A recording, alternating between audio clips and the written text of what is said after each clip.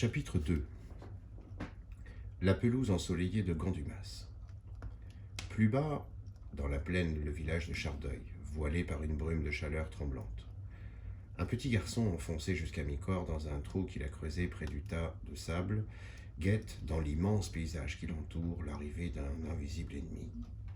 Ce jeu était inspiré par la lecture de mon livre favori, La guerre de forteresse, de Denry. J'étais dans mon trou de tirailleur, le soldat de 2e classe mi-tour, et je défendais le fort de Liouville, commandé par un vieux colonel pour qui je me serais fait tuer avec joie. Je vous demande pardon de noter ces sentiments puérils, mais c'est là que je trouve la première expression d'un besoin de dévouement passionné qui a été un des facteurs dominants de mon caractère, bien qu'il se soit appliqué ensuite à des objets tout différents. Dès ce temps-là, je reconnais, si j'analyse cette imperceptible parcelle encore saisissable en ma mémoire de l'enfant que j'ai été, et que dans ce désir de sacrifice, il y avait un peu de sensualité. Très vite d'ailleurs, mon jeu se transforma. Dans un autre livre que l'on me donna pour le jour de l'an et qui avait pour titre Petit soldat russe, je lus l'histoire d'une bande de lycéens qui décident de former une armée et choisissent pour reine une étudiante. La reine s'appelait Ania Sokolov. C'était une jeune fille, remarquablement belle, svelte, élégante et adroite. J'aimais le serment des soldats à la reine, les travaux accomplis par eux pour lui plaire et le sourire qui était leur récompense. Je ne savais pourquoi ce récit m'était tellement agréable, mais c'était ainsi. Je l'aimais, et ce fut certainement par lui que se forma pour moi cette image de femme que je vous ai si souvent décrite. Je me vois marchant à côté d'elle sur les pelouses de Gandumas. Elle me dit d'une voix grave des phrases tristes et belles. Je ne sais à quel moment je me mis à l'appeler l'Amazone, mais je sais que toujours l'idée de hardiesse, de risque fut mêlée au plaisir qu'elle me donnait.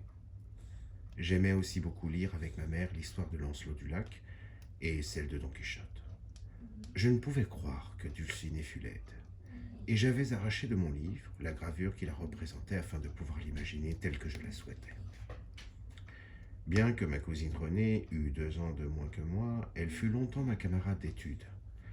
Puis, quand j'eus 13 ans, mon père me fit entrer au lycée Gay-Lussac, à Limoges. Alors je logeai chez un de nos cousins, et ne revins plus chez nous que le dimanche. J'aimais beaucoup la vie du lycée. Je tenais de mon père le goût des études, de la lecture. J'étais bon élève. L'orgueil et la timidité des Marcelins montaient en moi, inévitables, comme leurs yeux brillants ou comme leurs sourcils un peu hauts. Le seul contrepoids à mon orgueil était l'image de la reine, à laquelle je restais fidèle. Le soir, avant de m'endormir, je me racontais des histoires et mon Amazone en était l'héroïne. Elle avait maintenant 1 an, Hélène, car j'aimais Hélène d'Homère, et mon professeur de seconde, M. Bailly, était responsable de cette aventure.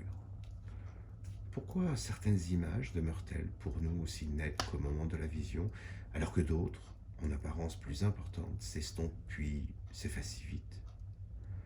En ce moment, sur un écran intérieur et merveilleusement au point, je projette M. Bailly entrant en classe de son palan, un jour où nous devons composer en français.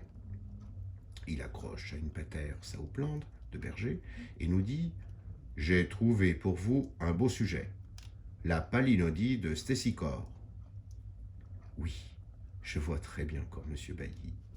Il a une moustache épaisse, des cheveux en brosse, un visage fortement marqué par des passions sans doute malheureuses. Il tire de sa serviette un papier et dicte. Le poète Stésichore, ayant maudit dans ses vers Hélène, pour les mots attirés par elle sur les Grecs, est frappé par Vénus de cécité, et, comprenant alors sa faute, compose une palinodie où il exprime son regret d'avoir blasphémé contre la beauté. Ah, que j'aimerais relire mes 8 pages de ce matin-là. Jamais plus je n'ai trouvé ce contact parfait de la vie profonde avec la phrase écrite. Jamais.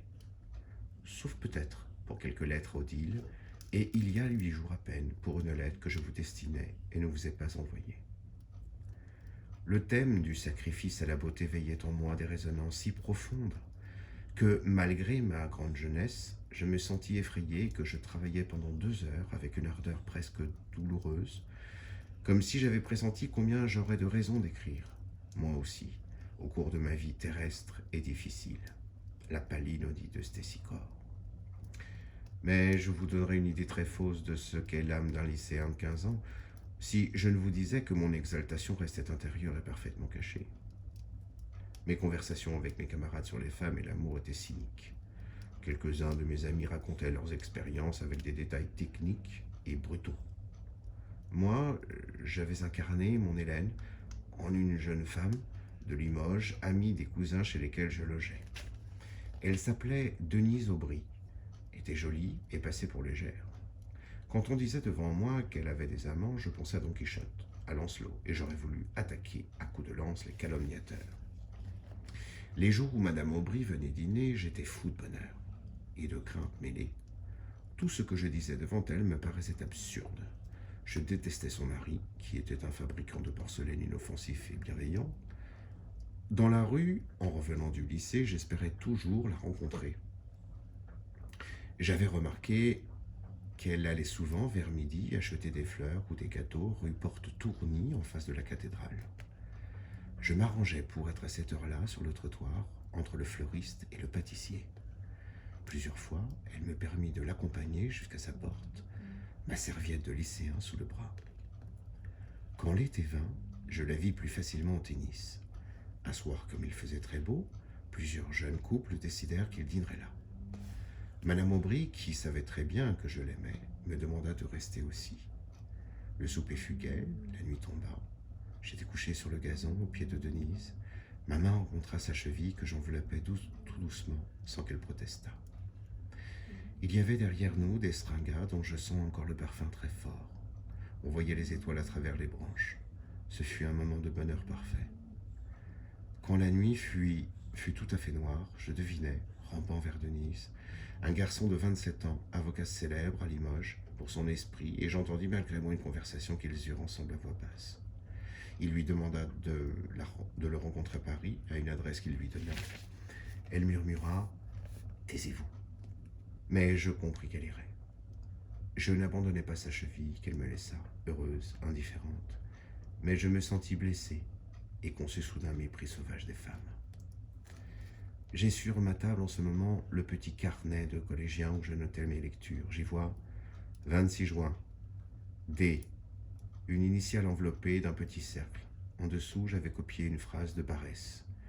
Il faut faire un assez petit cas des femmes, mais nous émouvoir à les regarder et nous admirer de ressentir pour d'aussi maigres choses un sentiment aussi agréable. Pendant tout cet été, je fis la cour à des jeunes filles. J'appris qu'on pouvait, dans les allées obscures, les prendre par la taille, les embrasser, jouer avec leur corps. L'épisode de Denise Aubry semblait m'avoir guéri du romanesque. Je m'étais fait une méthode de libertinage et il réussissait avec une certitude qui m'emplissait d'orgueil et de désespoir.